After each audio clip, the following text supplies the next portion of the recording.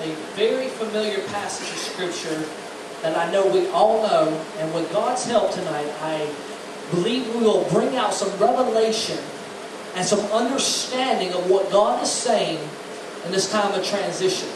Now, first of all, I want us to understand that the Scripture teaches us that we know in part and we prophesy in part. So in other words, we all have a part or a piece of the puzzle of what God is saying today. That's why in the book of Revelation there were 7 churches and 7 different messages to the 7 different churches that were alive and well on planet Earth at that time. So for us to say we have the entirety of what God is saying would probably be foolish. But to say that we all have a piece of the puzzle, then we'll begin to understand that what God is trying to say, that we can lay all of our pieces on the table and put it together and we see the whole picture. So I know that God has been speaking to this church and been speaking to you considering and the things that God is doing. But I want to kind of look at the flip side of the coin and understand that on a coin, it's on the same coin, but there are 2 different sides. In Matthew chapter 16, we're starting at verse 13. When Jesus came into the region of Caesarea Philippi, he asked disciples, saying, "Who do men say that I, the Son of Man, am?" So they said, some say John the Baptist, some Elijah, and others Jeremiah, or one of the prophets. He said to them, "But who do you say that I am?" Simon Peter answered and said, "You are the Christ, the Son of the living God."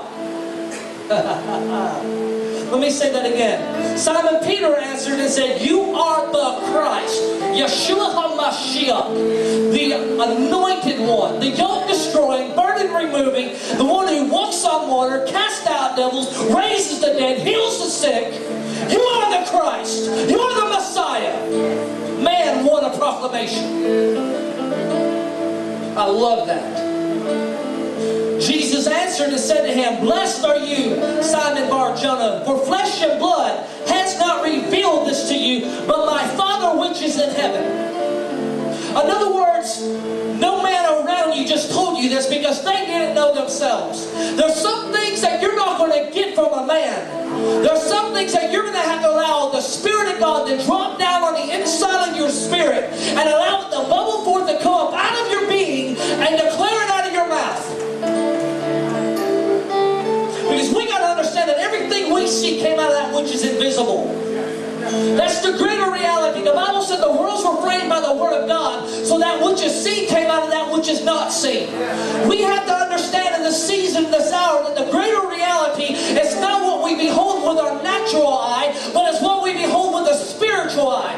The ability to perceive and receive by faith and come in and pull out of the realm of the Spirit into the realm of the natural everything that God has promised and ordained for His church.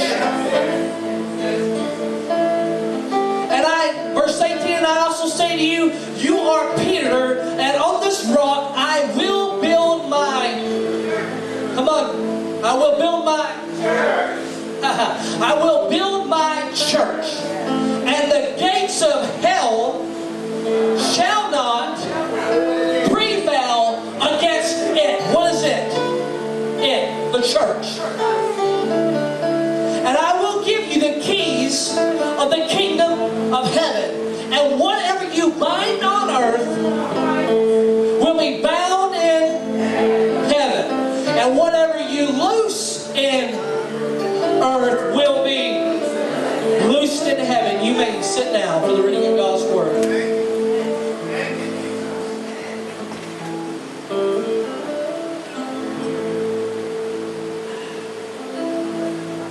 I want to talk to you for a little while tonight about the keys of the kingdom. Now, that's good, guys, for right now. And when I start preaching, come back up with me. Now, what we're looking at in the Scripture is a moment in Caesarea Philippi where Jesus is talking to His disciples.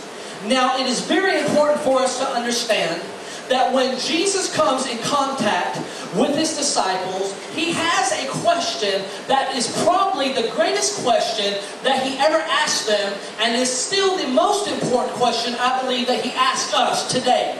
And this is the question. He said, "Who do men say that I, the Son of Man, am?"